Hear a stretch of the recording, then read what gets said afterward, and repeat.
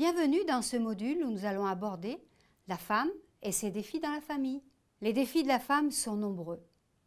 C'est pourquoi le verset de base pour ce module est le psaume 118, verset 8. « Mieux vaut chercher un refuge en l'Éternel que de se confier en l'homme. » Alors comme je le disais, les défis de la femme sont nombreux. Elle est notamment appelée à développer plusieurs dimensions dans sa vie, à savoir la dimension de femme, la dimension d'épouse, la dimension de maîtresse de son mari, la dimension de maman. En général, la femme endosse plusieurs casquettes lorsqu'elle mène de front une vie de mère, une vie d'épouse et une vie sociale. Regardez rien qu'à la maison. Elle répond au téléphone tout en remuant la soupe, prépare le repas en aidant les plus grands à faire les devoirs, étend le linge en veillant sur le petit dernier. Tellement de jeunes femmes ont vécu de telles scènes. On peut dire que la femme excelle dans le mode multitâche. Cependant, avant d'être épouse et mère, la femme est une femme, avec tout ce que cela peut comporter de recherche d'équilibre. Chacune de nous, nous avons nos propres manques, nos propres fêlures. Nul n'est parfait en ce bas monde. Alors, cessons de penser que c'est notre responsabilité de produire certains résultats.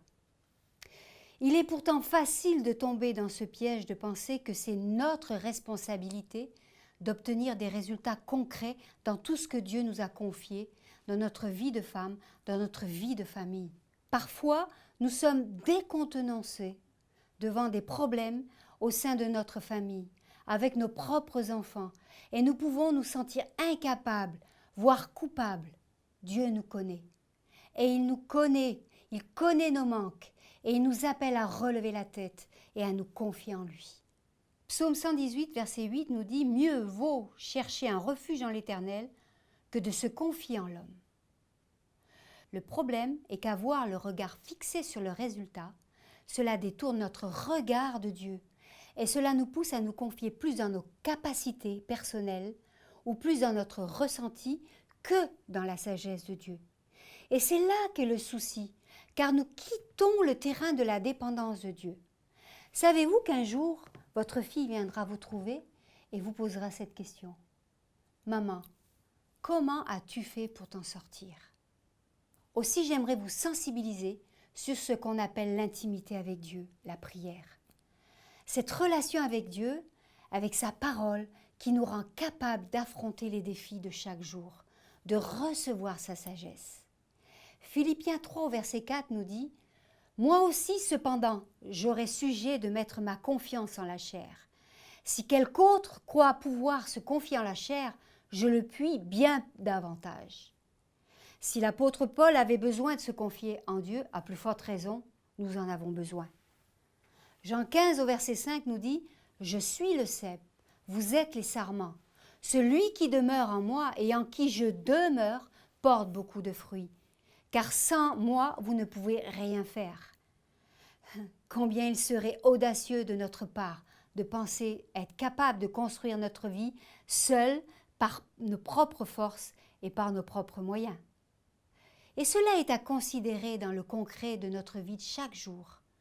Lorsque nous sommes face à la relation avec notre mari, la relation avec les enfants, la relation avec la famille biologique, la relation avec la famille spirituelle, l'engagement avec Dieu, la relation à l'argent, le travail, tout ce qui fait la vie d'une femme. De plus, l'évolution de nos sociétés modernes a modifié les rapports familiaux avec le développement du travail des femmes et toutes les exigences qui s'y rattachent.